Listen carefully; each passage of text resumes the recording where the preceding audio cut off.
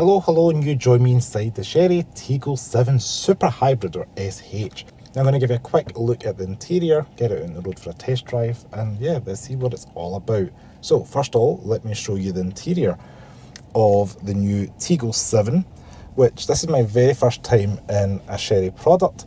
I love things like this little detail here with the kind of like buttons built into the dash here. They're not physical buttons, but it's nice they're not always in the screen. You've kind of got shortcut keys for your climate control there.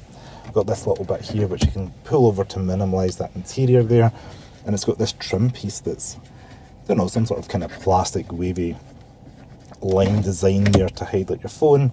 Big decent sized cup holders here. This always reminds me of this kind of style for like an aircraft or something like that. Down for drive, P for park, and then forward for reverse.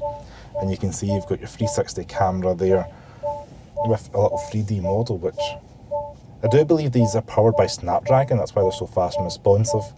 Got a Mustang beside us there with a little bit of obscure view, but get a top down view. Put it back in P for park to get rid of that noise.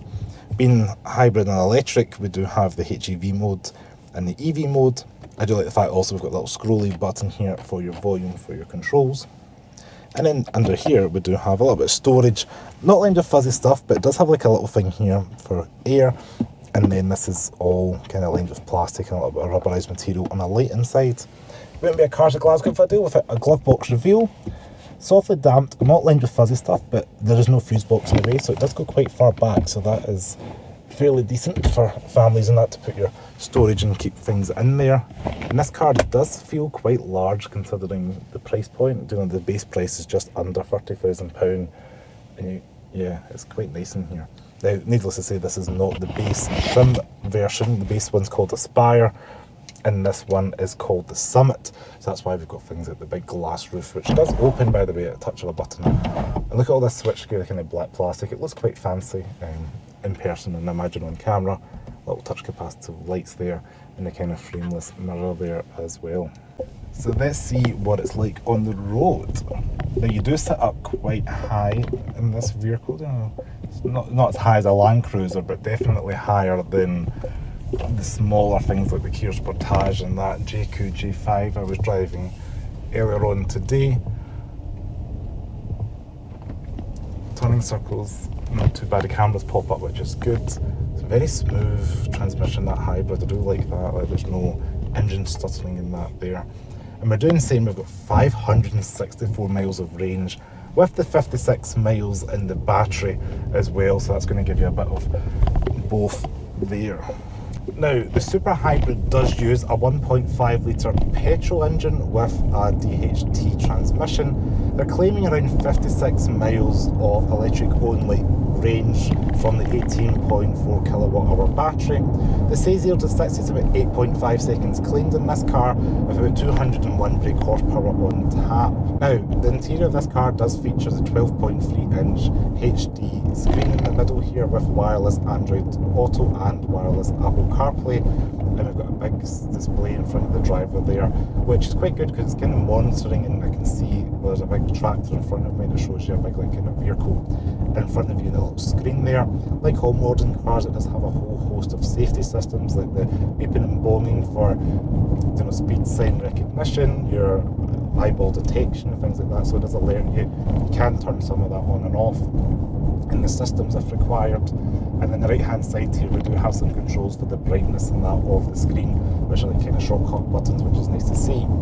Now the Aspire models start at $29,995, and then this is the Summit model, which is a little bit more expensive, but it does come with things like the 8-speed Sony sound system. But all models have dual zone aircon, as well as wireless phone charging, as well as a rear view camera. If you upgrade to the Summit model, that adds things like heated and ventilated seats, hands-free powered tailgate, as well as a 540-degree camera, as well as that 8-speaker Sony audio system, which does sound pretty good. Boot space in this car is generous at 565 litres of boot space. So it is a pretty large car with pretty large boots. If you are looking for a family car with a little bit more space, this could be the car for you. Now, I'm probably spoiled, been driving this Summit model today, so I'm used to all the niceties and luxuries that this car has. This is probably one I would go for. Again, I love the glass roof. I just love the kind of aspects of all the tech you get, and it's not too much of an uplift over the base model. Now size-wise, the car doesn't feel too out of place on UK roads. I'm on a British B road at the moment, and yeah, it feels like a decent size and space on the road. It doesn't take up too much, it feels within the lines, doesn't feel too imposing driving the car. Right, back on the main road, 3, 2, 1. Much better. It's a very grown-up feeling vehicle. Perceived quality feels good, ride feels decent, I don't know, it's comfortable is what you want from a car like this. It's not pretending to be sporty in any way. National speed limit, yeah. You don't really hear too much engine noise. It is quite a large profile of a car, but it feels well isolated inside the cabin. It does a decent job as well, and again, for the price point, this car in the low £30,000 range, you get all this space, technology, and I think this is a good value proposition. It is worth mentioning, you do get a 7-year, 100,000 mile warranty with this Chery product in the UK, so again, it's something to consider if you're maybe unsure about the brand, but hopefully that gives you a little bit of peace of mind. We do have 3 driving modes inside this car: Eco, Normal and Sport. As you can imagine, Eco's kind of dumbing it down a little bit. Put it into sports mode, and yeah, it's telling me to pay attention looking forward. I am looking forward. Yeah, it's a little bit more eager in the throttle response there in that driving mode. A little bit of red underneath the bottom of like an instrument display there, just to signify we're in sports, but it just feels ever so slightly ready to pop into. Now we do have an EV mode, an EV plus mode, but I've left it in hybrid electric mode just to let it switch between petrol and electric. It's certainly nippy around these side streets, these B roads I'm on today in England. But overall, pretty impressed with the Chery Tiggo 7. Just want to say thanks very much for watching. Thanks to Chery for loaning me this car for today's video. And as always, comment below your thoughts on the Tiggo 7, and I will see you next video. Ciao.